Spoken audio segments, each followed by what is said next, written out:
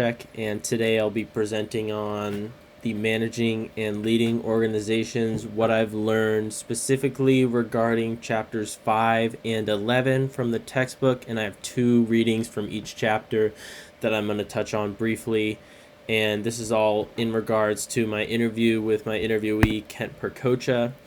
Kent is a longtime family friend of mine. Originally, we met through, I have 2 older sisters and he has 2 daughters, and they played sports together. So I was able to connect with him through that, and we've actually been gotten a lot closer, playing golf together a lot recently. So it was really interesting for me to learn a lot more about him, who he is as a person, and how he became so successful in his career as a businessman and an entrepreneur. Here's a picture of him, and I've attached his LinkedIn as well if you're curious on that. So let's get started with his early career and his industry selection. So to begin, Kent graduated from UC Davis in 1988. He graduated as a geography major, and post-grad began a career in computer mapping, mostly working in a technological role, engineering maps, geomaps for schools to decide whether kids can or cannot attend a school, which was really interesting to me as I grew up in my house right across from Oak Knoll School, right across the street from my house, and I could even hop the fence to get to school. But because of this, they did not want kids going there, so I was geomapped out of going from that school, which changed a lot about my early childhood. I ended up going to a different school, so I thought that was really interesting that he was doing that. But in doing that, he realized that there wasn't really as much of a monetary or financial opportunity for him in a technical role, so he wanted to move to a more sales-focused role, and that's where he began the next step of his career at Oracle, learning the sales engineer type role, and then he moved on to NextSense, a startup company where he was learning about contract management and what that's all about. And through his role at NextSense, he was able to collaborate with 2 of his other colleagues using the Salesforce platform in 2006 to create his company, Aptus. And he described in the beginning his company was about creating new screens, new reports, in a new application without a ton of software programming expertise. Someone could do all this. And like you said, back in 2006, there wasn't a whole lot of people doing stuff. There's nothing like this, so he was able to capitalize on an opening in the market, and they were able to operate at a relatively low cost, which was key for them in having just 3 to 4 people in the first year and able to accumulate 10 different customers. And here I'm going to touch on his scaling challenges, how he was able to evolve as a leader, and the difference between the startup phase for his company and the scaling phases. So after the first 6 years, they were close to about 5 to 10 million in revenue. And as they were hiring people, they were focused on the mission, and that's how they were telling people what to do. And when you're hiring in the startup phase, it's more focused. You're hiring a lot of people who are going to be excited. They want to work. You might be able to pay them a little less. And they're people who are kind of going to be more all over the place. But as the Aptus approached 200 employees, they realized this kind of isn't working out. So they needed to make a change. And this is where the issues came. And Kent had to make training programs. He was very involved in the training programs, training people on what they want to do as a company, what the company's looking for them, and they had to establish goals for the employees. Whereas in the startup role, there wasn't necessarily goals. Now they had to meet deadlines, meet deliverables, and all types of things. And with this, they finally took funding, which further incentivized from their shareholders that they needed to be hitting these goals, hitting these deadlines, or else they would not be able to continue with the company. Controversy and innovation were one of the key topics that we talked about in our discussion, in our interview. I have a quote here from Mahmoud where he says, "Transformational leaders contribute to boosting employees' creative process engagement by designing a conducive environment and providing necessary autonomy and flexibility to engage in creative efforts." So Kent had this idea where he wants to keep his employees. He wants to foster a community where the employees will come to the company with something to gain. If he's hiring a kid out of college, this kid is going to come here and work here for 3 years, and he's going to be immeasurably more valuable than his peers from working at Aptus, working at this company. So that's the kind of environment that he was trying to foster as a leader.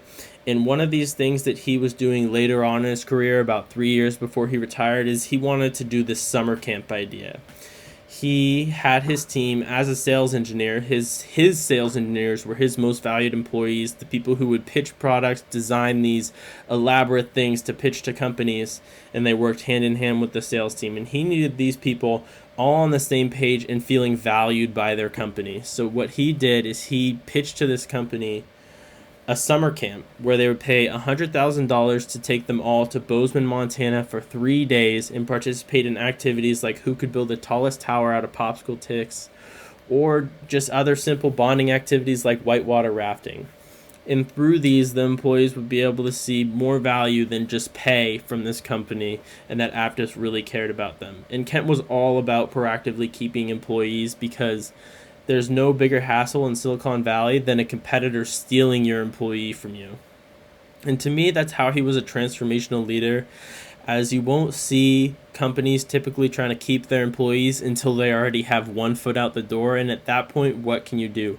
Kent wanted to make sure that that foot was never out the door by, as soon as he brought people in, making sure they were valued, because these years and years of experience that they have knowing about Aptus and the ins and outs of the company are invaluable, and would hugely set back the progress that could be made by having to hire a new company or new employees and having to have them learn these things. And this is how he was able to get his board on board with investing this time and money and having these employees not sell for 3 days in order to get them all on board and all on the same page. And to me, this was really inspiring, and I thought it was really cool that he was able to mention this to me.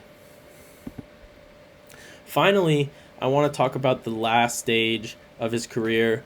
As he is retired, he is now mainly an investor in large companies like Propel, but I want to specifically highlight Cognalize.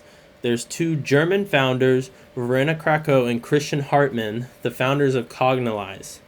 What is Cognalize, you may ask? Well, it is a virtual reality AI-based company that originally began in soccer as Hartmann coached in minor soccer leagues, and they wanted to have players be able to improve on their own without needing 21 other players to help. This was often for goalkeepers, so they didn't have to have a whole team, but the idea is that this AI technology, using a headset, they'll be able to practice like they have the whole team with them. And initially, they weren't really finding a lot of success in soccer, but they found as they came over to America that football would be successful, and they were able to get up-and-coming young star Jaden Daniels at LSU to give this technology a chance, and it was one of the things that helped pioneer him to a Heisman Trophy win in 2023, as well as being selected 2nd overall. This software was able to help him do things like read coverages, see if a blitz was coming, change his protection at the line, and make throws, all without needing his teammates or real contact plays to be made, which allowed him to improve exponentially on his own as well as with practice. And one thing that Kent mentioned to me while I wrapped up my conversation with him about investment is what makes a worthwhile investment to him. He would use his skills that he learned in an over decades-long career in business, evaluating a business, what's worth it, what's their money, what's their market evaluation. And to him, he found that Cognalize was unique to a market, and they had founders who would accept nothing less than success. He described that people in Germany typically aren't that go-getter American entrepreneur. They want to do it all. And he found that these people being German, they stuck out. They would accept nothing less than success. They found a new market. They were willing to change their product and really take a chance on football, and it's proving to work out as they were recently picked up by both the Saints and the Patriots. And I'm hoping for Kent and for my interest as well that this company will be worthwhile in the long term. In conclusion, my key takeaways were that as a leader, you need to be adaptable and in clear communication with all portions of your business. Your employees and what's going on with your business are crucial for leadership success. Employee investment and long-term retention strategy was key for Kent in growing his company and not having to worry about new hires or people who didn't know what was going on, building long-term value and keeping the people at his company happy and working hard.